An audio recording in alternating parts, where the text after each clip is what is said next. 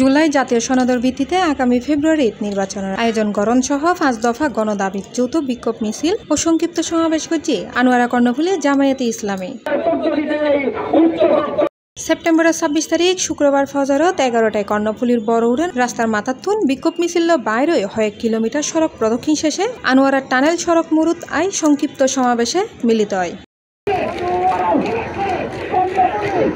এই সময় আনোয়ারা উপজেলা জামায়াতে ইসলামীর আমির বীর মুক্তিযোদ্ধা মাস্টার আব্দুল গনির সভাপতিত্বে এবং আনোয়ারা সেক্রেটারি আব্দুল হাসান খোকা ও কর্ণফুলী সেক্রেটারি মোহাম্মদ নুরুদ্দিন জাহাঙ্গীর যৌথ সঞ্চালনায় বক্তব্য রাখে প্রধান অতিথি চট্টগ্রাম দক্ষিণ জেলা সেক্রেটারি অধ্যক্ষ মাওলানা মোহাম্মদ বদরুল হক, বিশেষ অতিথি দক্ষিণ জেলা সাংগঠনিক সেক্রেটারি ও চট্টগ্রাম ১৩ আসনের জামায়াত মনোনীত প্রার্থী অধ্যাপক মাহমুদুল হাসান চৌধুরী, অফিস সেক্রেটারি মোহাম্মদ নুরুল হক, শুরা ও কর্মপরিষদ সদস্য অধ্যক্ষ মাওলানা মোহাম্মদ ইসমাইল হাক্কানি সহ জামায়াতে ইসলামী ও ভাতৃপ্রতিম সংগঠনের নেতাকর্মী ও ছাত্র শিবিরের নেতাকর্মী উপস্থিত আছেন।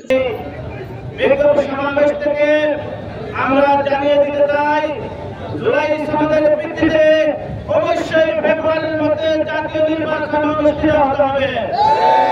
আপনি কেন এরকম করে বুঝতে চাচ্ছেন না? দায় চাপানোর রাজনীতি এখনো করতে চাচ্ছেন। সুতরাং জনগণকে বোকা ভাববেন না যে জনগণ ডাকসু এবং রাকসুতে তাদের দোয়া দিয়েছে, আগামী নির্বাচনে পাল্লার পক্ষে তারা রায় দিবে।